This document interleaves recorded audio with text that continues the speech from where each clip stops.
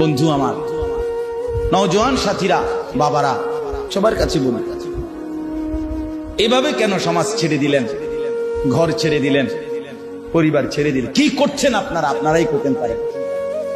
এই এক set sofa, 6টা চেয়ারওয়ালা, একটা ডাইনিং টেবিল, একটা ফ্রিজ, আর কয়টা কাচের প্লেট, লবণের বাটি, চায়ের কাপ, 2টা আলমারি, 4টা খাট, আর টাইলসওয়ালা একটা বাসা, 4টা রুম, 2টা বাথরুম। এই সামান্য কদ্দুর মিলাইতে গিয়া 60 বছর শেষ করে দিলেন।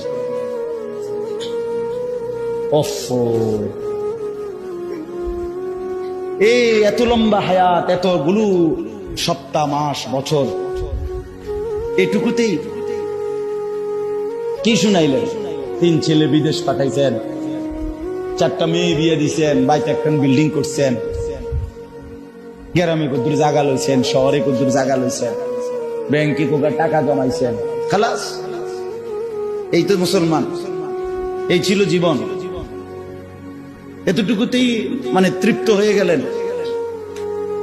ছেলেটা 1 ওয়াক্ত নামাজ পড়ে না, অথচ বয়স 16, মেয়েটার বয়স 15, 14, একদিনও পর্দা করে না। আপনার ঘর থেকে রঙে রসে সাইজা, টাইট কাপড় পইরা,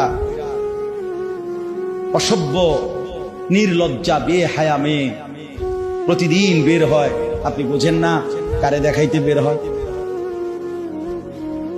আপনার চোখে কোনো শরম নাই? আপনি মেয়েটার বাপ না? আপনি মহিলার স্বামী না? আপনি এত বেশরম কেমনে হইলেন? আপনি বাইচা রইলেন কেমনে? রাসূলুল্লাহ সাল্লাল্লাহু আলাইহি ওয়াসাল্লাম বলেন, কসম আল্লাহর, এটা হাদিস,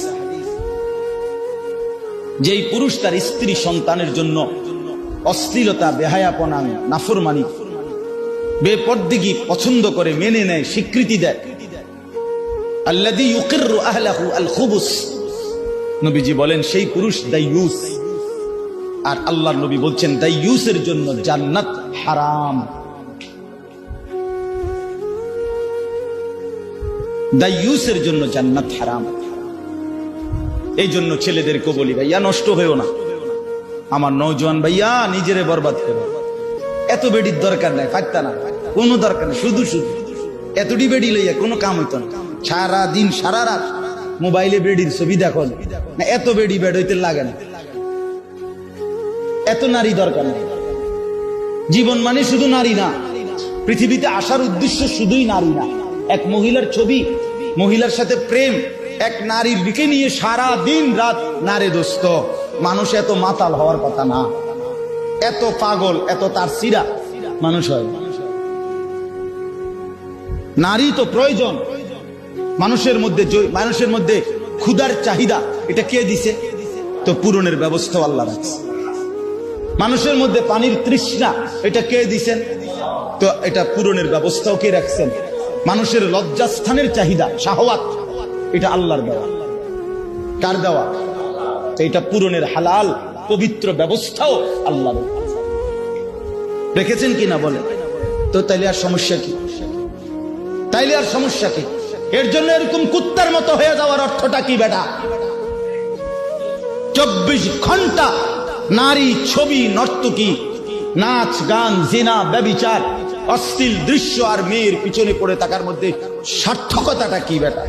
এমন সুন্দর যৌবন, 16, 17, 18, 20 বছরের এমন সুস্থ সবল শরীর, দেহটাকে বাপ কেমনে নষ্ট করে দিলা? কেমনে নষ্ট করে দিল?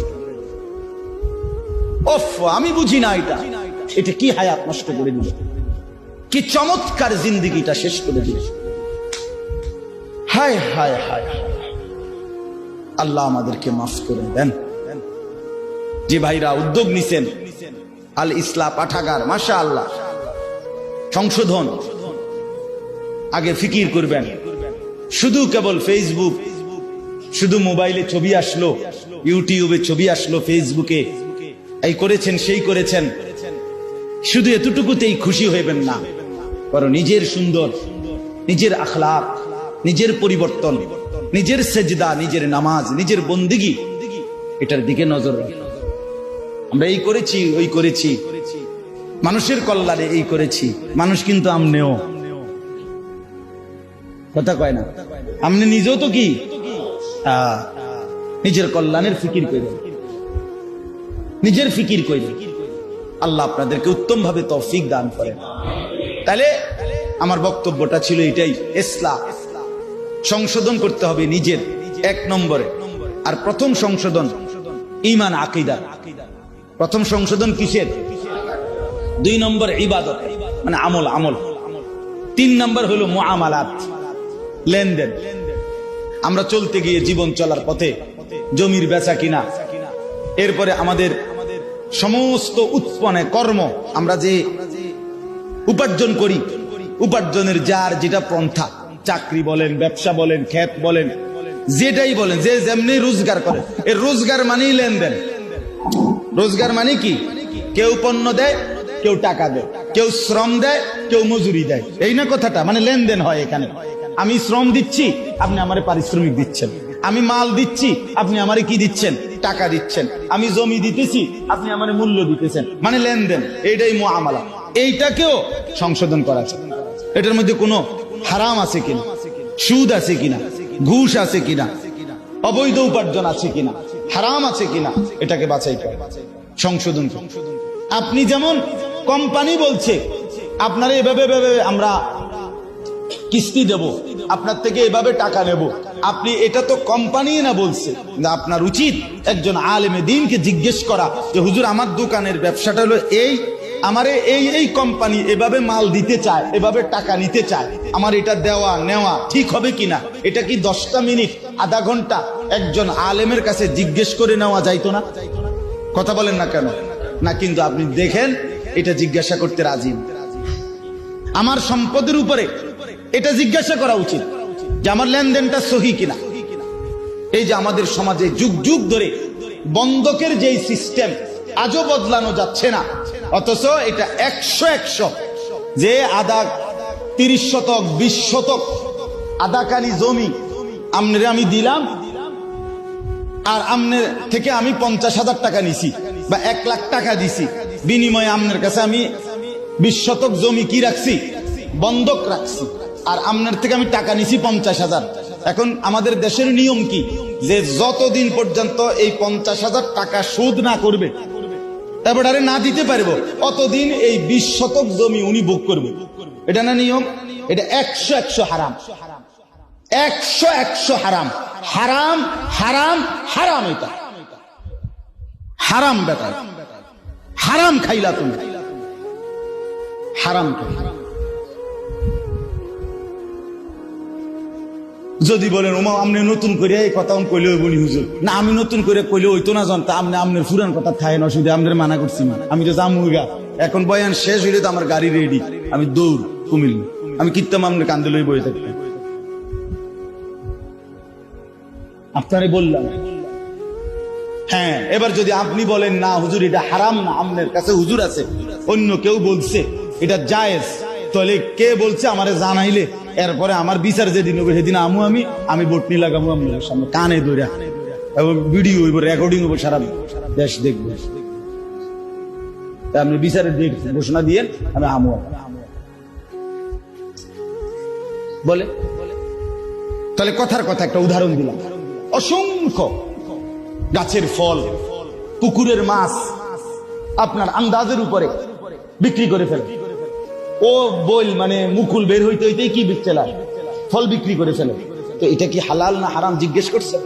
ওই যে এমনি তো চলতে আছে, এমনি চললে এমনি তো কত মানুষে বিড়ি খাইতে, এই জন্য সবাই বিড়ি খাই যাবো নাকি? কত মানুষে তো টেলিভিশন দেখতেছে, তো এই জন্য বুঝি টেলিভিশন জায়েজ হয়ে গেছে।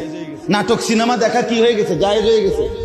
তাইলে অনেক মানুষ কোনো গুনাহ করলেই সেটা কি হয়ে যায় না, হালাল হয়ে যায়। আল্লাহ আমাদেরকে বুঝ দান করেন। আপনি যদি বলেন বন্ধকের এই সিস্টেম সঠিক বানানোর কোন সিস্টেম না, মানে এই লোক কি করবো যে 20 শতক জমি ওনার কাছে যে আমি বন্ধক রাখলাম, তো এটা কি করবো উনি? এটা আপনি কি করবে, এটার একটা বুদ্ধি আছে, এটা আমি বলতাম না। আমি আপনার দরকার হলে আপনি হুজুরের জিজ্ঞেস, আমি অন কইতাম কেন না, কি লেগে বলবো আমি না, জানার দরকার না, যার দরকার হে জিজ্ঞাসা। কষ্ট করে আলেমদেরকে জিজ্ঞাসা করলেই ওনারা হালাল তরিকা কি, বৈধ পন্থাটা কি সেটা বলে দিই। কথা বুঝছেন কিনা বলে? প্রত্যেক পন্থারই বিকল্প হালাল পন্থা আছে, আছে কিনা বলেন না কেন? মদের বিকল্প মধু আছে, বুঝেন না? সুদের বিকল্প ব্যবসা আছে, হালাল ব্যবসা। আল্লাহ এই জন্য বলছে আমি সুদে না হারাম করছি, কিন্তু ব্যবসাকে তো হালাল করছি। তাহলে বিকল্প হালাল পদ্ধতি আছে কিনা বলেন? আচ্ছা, আপনি জেনে নিবেন। 3 নাম্বার। 4 নাম্বার হলো মুআশারাত, আচরণ, পারস্পরিক আচরণ। মা, বাবা, স্ত্রী, সন্তান, চাচা, মামা, ফুফা, খালু, হ্যাঁ, পাড়া, মহল্লা, প্রতিবেশী, আত্মীয় স্বজন, বন্ধু বান্ধব, চলার পথের পথিক, মুসাফির, এতিম, গরিব, ফকির, মিসকিন, অসহায়, এই সমাজের আমাকে বাদ দিয়ে যত মানুষ, কার সাথে আমার আচরণ কি হবে এটা জানা, এটা ঠিক করা, এটাও আমার সংশোধনের অংশ।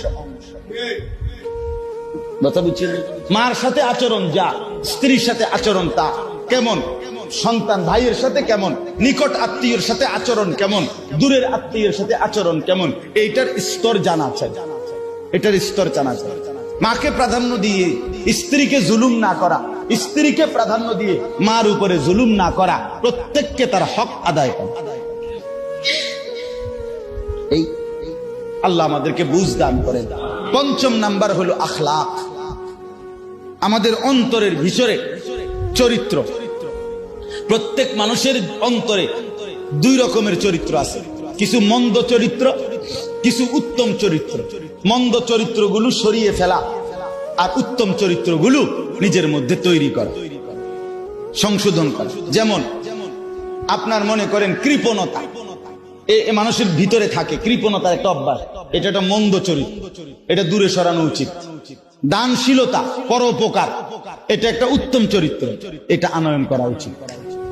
পরের গীবত, পরের প্রতি ঈর্ষা, মানে কারো কিছু ভালো দেখলেই গাও জ্বলা, হিংসা, ঈর্ষা, হিংসা, এটা একটা কি মন্দ চরিত্র।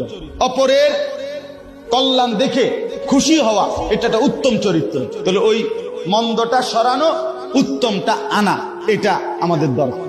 তাহলে আমি অল্প কথায় বললাম, 1 নাম্বার আমাদের ঈমান আকীদা সংশোধন করা উচিত, 2 নাম্বার ইবাদত আমল সংশোধন করা উচিত, 3 নাম্বার লেনদেন সংশোধন করা উচিত, 4 নাম্বার পারস্পরিক আচরণ সংশোধন করা উচিত, 5 নাম্বার আখলাক মানে ভেতরের চরিত্র সংশোধন করা উচিত। তাহলে ইসলাহি মাহফিল এবার বলেন তো কি পরিমাণ দরকার?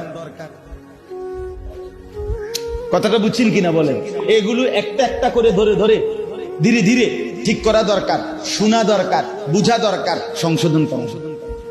এই জন্য আমি অনুরোধ করলাম, যেই ভাইরা আলহামদুলিল্লাহ উদ্যোগ নিছেন, আজকের মজলিসও সাজাইছেন এবং আপনারা ভিন্ন আরো আয়োজনও করছেন, আপনাদের এই সব আয়োজনে আল্লাহ তাআলা বরকত দান করেন। আর আপনারা যারা মসজিদের কমিটি আছেন, মসজিদের ইমাম সাহেব, খতিব, মুয়াজ্জিন সাহেব আছেন এবং মহল্লার মুসল্লি আছেন, আপনাদের কাছে অনুরোধ, আলহামদুলিল্লাহ আপনাদের ফেনী সমৃদ্ধ এলাকা, ফেনী জেলা ওলামায়ে কেরামের জেলা, ওলামায়ে কেরামের জেলা, উপযুক্ত আল্লাহওয়ালা মুত্তাকি ফরহেজগার ওলামায়ে কেরাম আলহামদুলিল্লাহ আছে এখানে। এই জন্য আপনারা মাঝে মাঝে 2 মাস পরে পারেন, 3 মাস পরে পারেন, এরকম ইসলাহি মজলিস করার চেষ্টা করবেন। জনপ্রিয়তা কোনো জরুরি না, কোন বক্তার জনপ্রিয়তা আছে, উনি আইলে কিছু লোক বেশি হইব না, এই জনপ্রিয়তার মোহ এটা ঠিক না। আমার জনপ্রিয়তা মূল মাকসাদ না, সংশোধন মূল মাকসাদ। কথা বুঝছেন কিনা? এই কাজে 50 জন হোক, 20 জন হোক, 10 জন হোক, মুসল্লিরা আপনাদের যদি একটা একটা ওযু, গোসল, নামাজ, সূরা, কেরাত, দোয়া, কালাম, আপনাদের ঈমান আকীদা লেনদেন ধীরে ধীরে সুন্দর হয়, ঠিক হয়, সামান্য একটু খেয়াল করলে হয়তো অনেক কিছু ঠিক হয়ে যাইতো, কিন্তু আপনি খেয়াল করছেন সেজদার মধ্যে পিছন দিয়ে যদি 2 ঠ্যাং উঠতে যায়, দোনো পাও একসাথে উঠে যায়, নামাজ একেবারেই বাতিল, নামাজ আর হবে না। ওই নামাজ সহু সেজদা দিলে হইতো না, নামাজ এটা একবারে বাতিল।